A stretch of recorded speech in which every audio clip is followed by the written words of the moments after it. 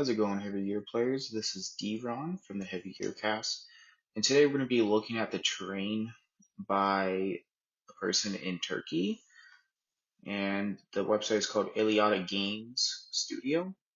I'll go ahead and put a link down below to check out the terrain, but the whole point of this video is that I just got this terrain, and it is very cheap to get for new players, and even if you're a vet, it is also a very cheap alternative for terrain for your heavy gear tables.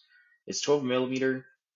It it is very cheap, and I mean what I mean cheap, it's like $130 for a whole table. I would even say you could go with like $60 US.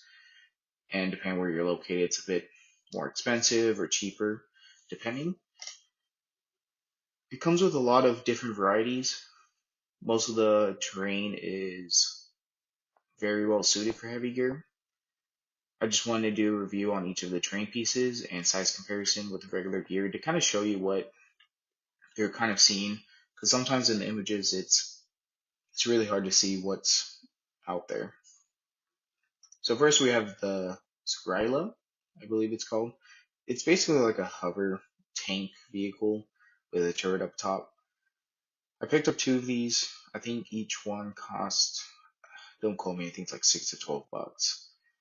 But the the MDF is very strong, and same with the cardstock. It's actually even though it's kind of flexible, it's pretty stiff.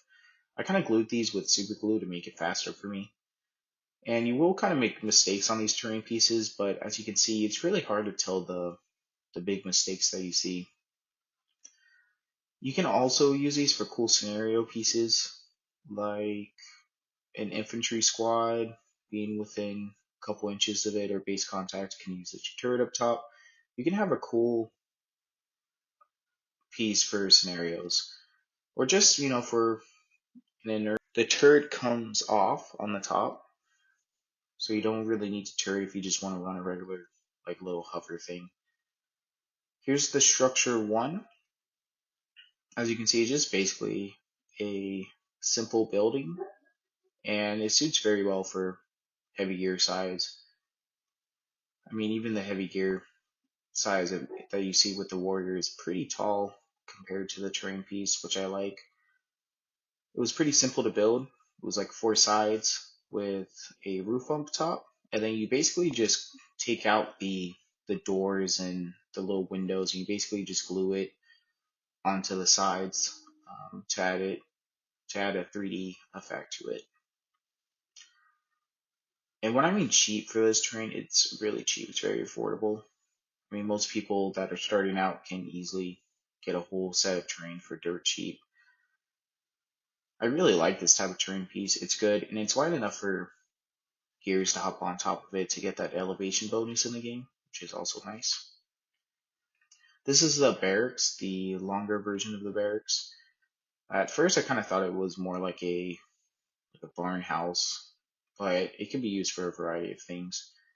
I really like this terrain because the most of the terrain you kind of see have the fans up top or on the sides.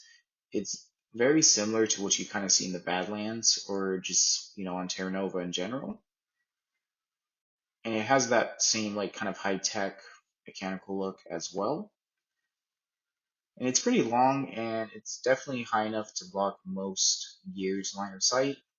I'm not too sure about if it can block something the size of a Crusader or a Chevalier, but I would say it barely pokes up top for that size. Here's the smaller version of the Barracks. I mean, I believe it's about like half the size, a little bit less. It's more like just a little house. Just to kind of show you the size comparison for that. There's not really a big need for that. What's great about all these terrain pieces, they work pretty well with the rules and the fact that you can give them pretty unique traits as far as like health and stuff to destroy them. I'm just showing you some of the generators that came with it. There's a lot of generators that came with it, and these were probably the most annoying to build. They were easy, it was just lining up the correct sides, and how the angles kind of worked was just kind of annoying. and you had to build a lot of them, which was not the most fun of the project for sure. But they still look great on the table. This is one of my favorites. It's the hut and another generator. I really like how the creator designed this. It's basically just a bunch of round MDF pieces that you just kind of stack on top of each other, and then you add the cardstock to make the 3D effects to look like a hut. And then the leftover pieces just makes the generator. So it was super easy to build. You just have to make sure that you line up the pieces right, because sometimes you can kind of get these off angles on the terrain piece. But generally with the MDF terrain, you can hide it pretty well.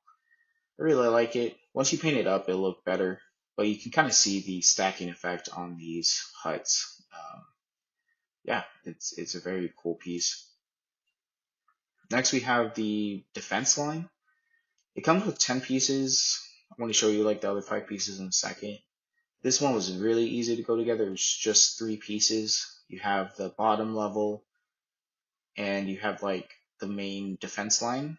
So, just forms a right angle. And then you just have the MDF little piece that you put on the front. And that was basically it. It's a great addition to add cover. And what's great is that the sides, it's kind of hard to tell, but the sides you can actually cut out, and then you can actually glue them together to form this like circle defense line if you want. This is one of the satellites they have. They have about 4 satellites slash antennas. I believe they're called antennas on the site. This is probably one of my favorites. These can be used for objectives if you wanted to, or just for, you know, loose terrain pieces that you scatter around the table. There's, I think, 4 of them I got, so I'll kind of show you what they each look like. Here's the second one. I like this one because this one looks like a giant flower effect, and they're all very unique looking. I mean, you can kind of tell some of the main design choices that was made for these, but for the most part, they're very unique looking. And as long as you use super glue and have the right patience and the right angle, they go together really well.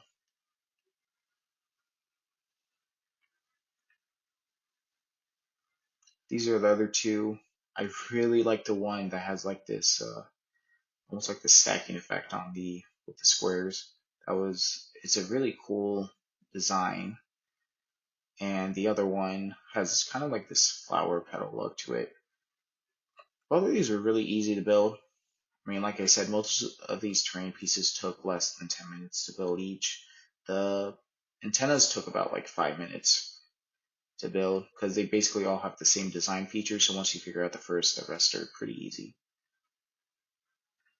And this is the final one. Pretty simple as well. I missed one of the little antenna pieces, but yeah. And here's everything I got. I bought 2 of the sets, I believe, and like as you can see, it's a lot of terrain. Enough for a 4x4. I would say even possibly enough for a 6x6, probably with some high rock formations to give you some fine side blocking for the big stuff like the Striders and Gear Striders of the game.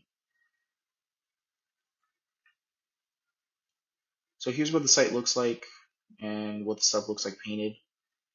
Go ahead and subscribe and like this video. And if you're new, this is a great way to get into the game. So remember to build your community and play some games.